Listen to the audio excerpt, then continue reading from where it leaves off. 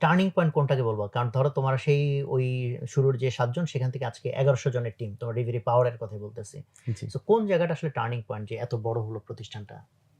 আ আমি একটা জিনিস এড করতে ভুলে গিয়েছি। আমি হুম, এই জায়গাটায় এড করব, তারপরে টার্নিং পয়েন্ট এর দিকে যাব। আমরা কিন্তু পাশাপাশি ফ্যাক্টরিও শুরু করি। আচ্ছা। ২০১৩ সালেই আমাদের একটা ফ্যাক্টরি ছিল। কিসের? Transformer making factory. আচ্ছা। সো আমরা হুম, শুধুমাত্র যে ট্রেডিং বিজনেসে কিংবা সার্ভিস বিজনেসে গুরুত্ব দিয়েছি তা না। আমরা ম্যানুফ্যাকচারিং বিজনেসেও গুরুত্ব দিয়েছি। মানুষ তো ৭ জন। সো হুম, প্রত্যেকেরই করার জন্য কিছু না কিছু তো লাগবে। হুম, হুম, হুম, হুম। সো এই জায়গায় আমরা আ ফ্যাক্টরিটা ২০১৩ সালে এস্টাবলিশ করার পরে সেটাকে বড় করার চেষ্টা করেছি। ২০১৬ সালে আমরা নিজেদের ফ্যাক্টরিতে যাই। ২০১৩ সালে যে ফ্যাক্টরিটা ছিল সেটা ভাড়া করা ফ্যাক্টরি ছিল আচ্ছা। সাভারে। ২০১৬ সালে ওটা কি আমাদের তোমরা ছোট, ছোট ট্রান্সফরমার করতা? মানে কোন ক্যাপাসিটি? আ তখন ওর 500 কেভিএ, আচ্ছা। 1000 কেভিএ করতাম। হুম, হুম। এরপরে ২০১৬ সালে আমরা আমাদের নিজস্ব ফ্যাক্টরিতে যাই, যেটা এই মুহূর্তে পাঁচদোনা নরসিংদীতে অবস্থিত। এখানে আমরা মোটামুটি ছোট ট্রান্সফর্মার কমই করি। একটু বড় সাইজের ট্রান্সফর্মার করি। মানে ১০ এমভিএ কিংবা ১৫ এমভিএ এই সাইজের। যারা দর্শক আছেন তাদের জন্য বলছি, ১০ এমভিএ মানে একটা আসলে এলাকা কাভার করা যায়। হুম। আ আর ৩০ এমভিএ দিয়ে মোটামুটি একটা জেলা কাভার করা যায়। সেই আপনার একটু নেত্রকোনা কিংবা রাজশাহী, না সরি, রাজশাহীটা বড় এরিয়া। নেত্রকোনা কিংবা আপনার পঞ্চগড় এ ধরনের একটা ফুল জেলা জেলা। ৩০ কিংবা ৫০ মেগাওয়াটে কাভার করে ফেলা সম্ভব। তো আমাদের ফ্যাক্টরিতে এই লেভেলের প্রোডাক্ট তৈরি হয়। হুম, হুম। তো আ আমরা অতি সম্প্রতি জাপানিক ইকোনমিক জোনে একটা জমি কিনেছি আমাদের ফ্যাক্টরি থেকে এক্সপোর্ট ওরিয়েন্টেড মার্কেটটাকে ক্যাচ করার জন্য এবং এক্সপোর্ট এই জায়গাটাকে ফোকাস করার জন্য। So it's going to be new factory. সেখানে আমরা ইনভেস্টমেন্ট এ যাচ্ছি। আমাদের ক্যাপাসিটিটাকে আরো বড় করে সেটা যাতে আমরা ৩০০ কিংবা ৫০০ এমভিএ ট্রান্সফর্মার ম্যানুফ্যাকচারিং দিয়ে যেতে পারি। আর যেটা আপনি প্রশ্ন করলেন সেটা হচ্ছে যে আমাদের টার্নিং পয়েন্ট কোথায় ছিল?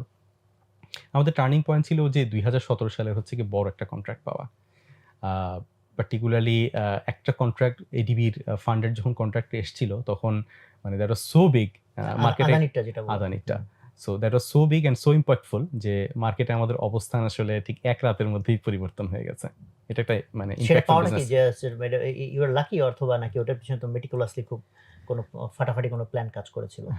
একদমই কোনো প্ল্যান কাজ করেনি। কমপ্লিটলি এটা একটা আ আনপ্ল্যান্ড এবং আল্লাহ পাকের কাছ থেকে একটা গিফট। অ্যাকচুয়ালি হুম, আমরা বিডার খুঁজছিলাম হুম, যাদের সাথে আমরা বিডিংটা করতে পারি।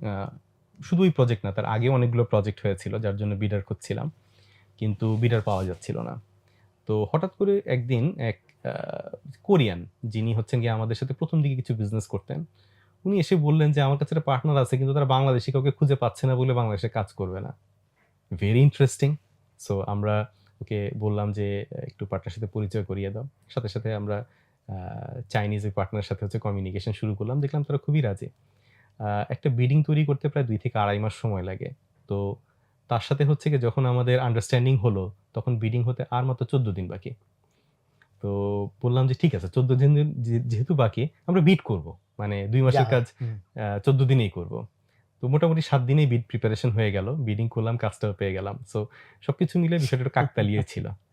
আচ্ছা। আর বিজনেস করতে গেলে এরকম অনেক কাকতালীয় বিষয় সামনে আসে। হুম, হুম, যেটা বোঝা যায় যে আল্লাহ এখানে আমাকে সাহায্য করছেন। হুম, সো খুব meticulously প্ল্যান করে আপনার বিজনেসের সব জায়গা আগায় না। হুম, হুম। একটু আ অনেক জায়গায় ব্লেসিংস এর দরকার হয়।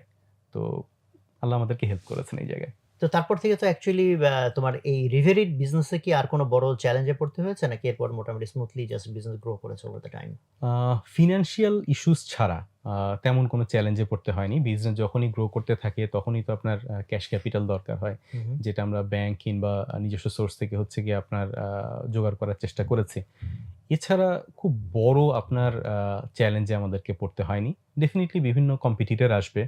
কম্পিটিটরস উইল কাম, আ এটা বোঝার জন্য যে মার্কেটে হয়তো অনেক প্রফিট আছে। কিন্তু কোন মার্কেটই আসলে খুব হাই প্রফিট এ চলে না। প্র স্যাচুরেশন চলেই আসে আরকি। প্রত্যেকটা হুম, জায়গাতেই হচ্ছে গিয়ে একটা স্ট্যান্ডার্ড আছে। হুম, সো যখন অন্যান্য বিডাররা এসছে, ১ম এ তো বুঝতে পারেনি, মার্কেটটাকে নষ্ট করে ফেলছে। ২ বছরের জন্য হচ্ছে বিজনেস করেছে। তারপরে হচ্ছে গিয়ে বিজনেস থেকে বিদায় নিয়েছে। এই ধরনের আ আ সুইসাইডাল পার্টি বাংলাদেশে প্রায়ই আসে। বিশেষ করে চাইনিজরা এই দেশে প্রায়ই আসে এরকম সুইসাইড করার জন্য। দে আর পেইনস। সো যতদিন না হুম। পর্যন্ত হচ্ছে তারা কমপ্লিটলি ফিন্যান্সিয়ালি মারা যাচ্ছে, ততদিন পর্যন্ত হচ্ছে মার্কেটটাকে একটু ধ্বংস এনজয় করতে করে। থাকে, এনজয় হুম। করতে থাকে। সো তারা চলে গেলে পরে আসলে মার্কেটটা আবার একটু হেলথি হয়। সো ইটস একটা হুম, প্রসেস, যেটা প্রসেস হুম, দিয়ে আমরা মানে বেশ অনেক বছর দিয়ে যাচ্ছি এবং সামনে আরো এই ধরনের পার্টি আসবে, আমরা ফেস করব, এন্ড উই অ্যাকসেপ্ট ইট।